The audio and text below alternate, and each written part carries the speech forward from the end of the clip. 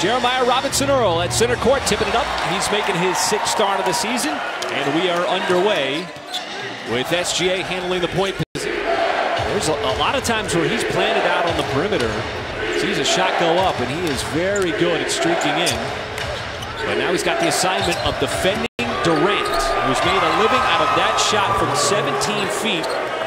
They're just not falling at the moment, but you gotta keep taking that shot because they're at the rim. We've seen this play out before. Harden, one of the league leaders in turnovers, and it leads to the run out of Lou. De'Aaron Fox the other night to win the ball game. So impressive, just a next level defensive play to get into the grill of Fox in such a critical time. You don't want to take a play like that for granted, and you certainly can't take Joe Harris for granted because he's on the floor. And Griffin, not quite the same player that he was when he was putting up 20 a game with the Clippers. SGA wants to step back three and eyes it and knocks it down. Offensively and defensively. Absolutely. I mean, it just goes both ways. It's a problem. Man, look at that pass by Giddey. He passed him wide open. Right on cue. There's an offensive rebound. J.R. Reed, and it leads to an open shooter. It's Giddey on the sideline as he buries it. A shot that misses badly wide right.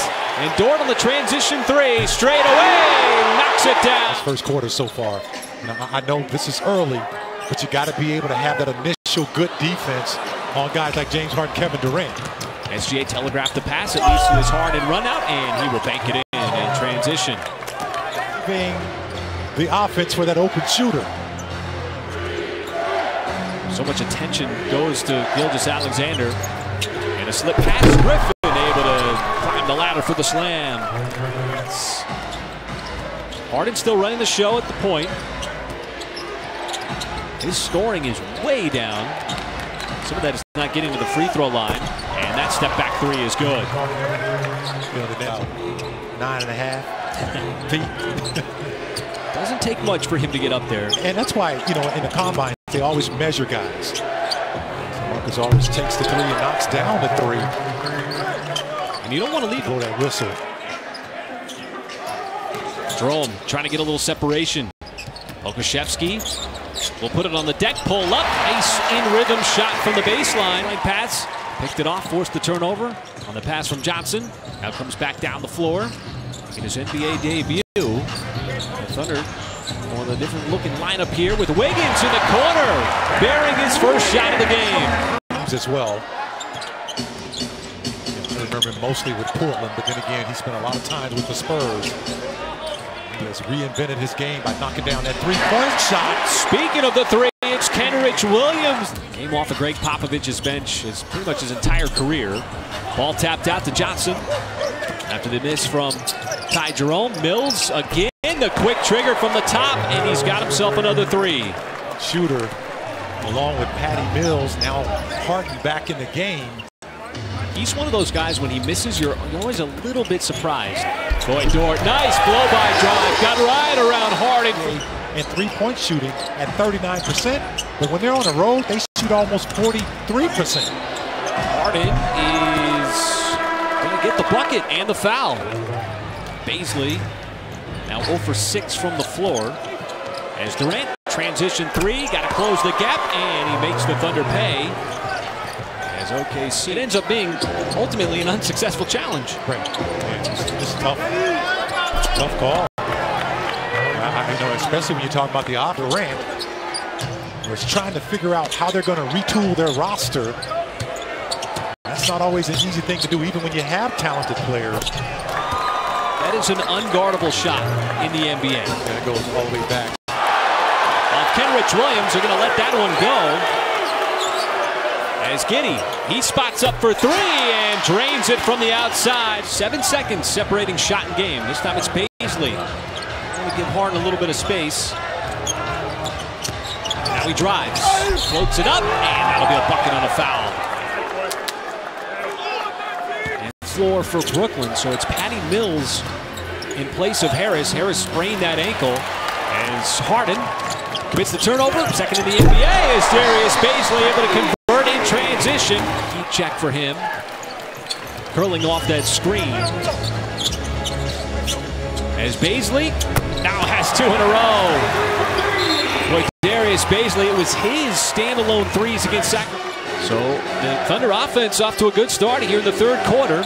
10 points, a couple of threes, but the Nets go right back to it, and Bazley's going to get called for the bump and a foul and the fadeaway of Durant. After the ball game. Dort's now the leading scorer for OKC with 16 after the three-point play. Still playing with those 4 personal fouls. Griffin on the slip pass and lays it up and in. Nice find. And Dort, I don't know if he was going up for the layup or the pass. Got it back out to the perimeter. Bazley, JRE keeps it alive. Dort again, slashing to the rim. And it probably leaves a man open. It's Kenrich Williams, another offensive rebound for JRE, as he's got 8 rebounds on the night. SGA got by 1, the scoop and the score. Beautiful play. Once he got around Harden, all he had no Dr. J, right? You know Dr. J. I've only seen the occasional highlight. Absolutely, as most people have, because it's pretty far back there. But George Gervin, we know what the venue is. Oh, tough shot from SGA. Doesn't matter. Faded. 21 on the night for SGA. And that kind of translates to how strong the Thunder have been lately in these third quarters. Durant finds the open man, and it's Patty Mills with 3, number 7 on the night. He's also a pretty decent passer, especially when you see that double team coming. It's Aldridge, sideline 3, and that one rattles in.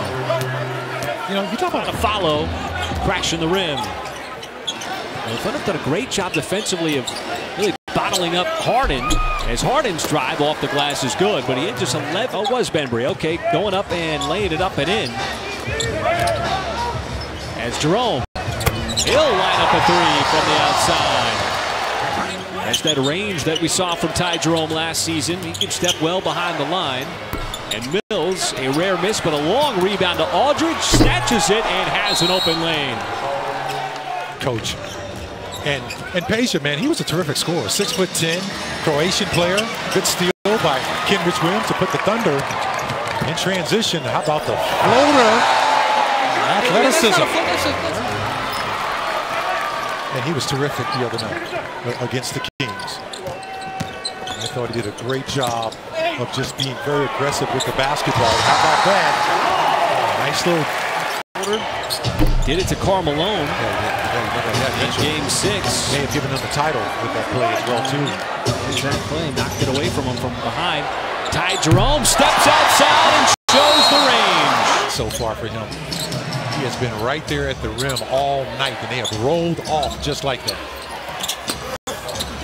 Brown keeps it alive. Back outside. Mills. Boy, Patty Mills is torched. Unsuccessful. Officials let the game play on.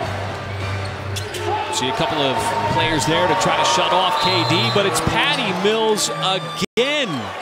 From fourth quarter, head coach Steve Nash had put in his reserves. The Thunder made a nice run with their reserves, forced him to put his starters back in. As Thomas got to the baseline, a team that has signed a lot of veterans, former All-Stars, trying to stack this team to make a run at a title. With Javon Carter putting in that 3, the 18th of the night, and so... And a young player, if I might add. So the Thunder run out the clock, and this game is in the books. It's Brooklyn taking down the Thunder 120-96.